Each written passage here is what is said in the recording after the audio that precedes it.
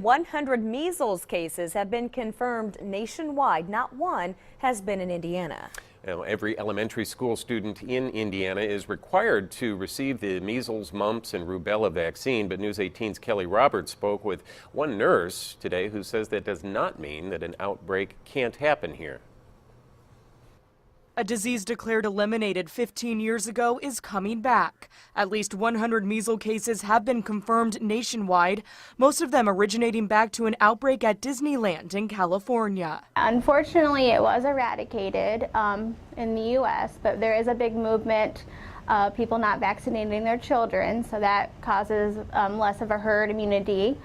So when you do get a case, it spreads. Tippecanoe County Public Health Nursing Supervisor Kayla Holtstedler says every elementary school student in Indiana is required to get the measles, mumps, and rubella vaccine.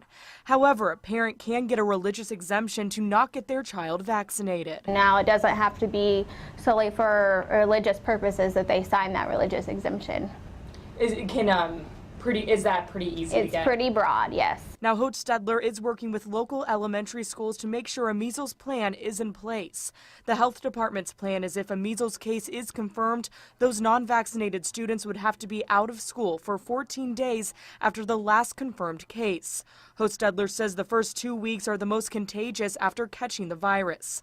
Symptoms start out like a normal fever, but then a red rash will appear. That's why it's highly contagious too, because in the first 3 to 5 days, they just think they have like any normal viral infection with a child, a high fever, until that rash kind of pops up. No deaths have been linked to this measles outbreak. Holtstedler says the easiest way to prevent you and your child from getting the virus is to get vaccinated. And there is a big movement across the U.S.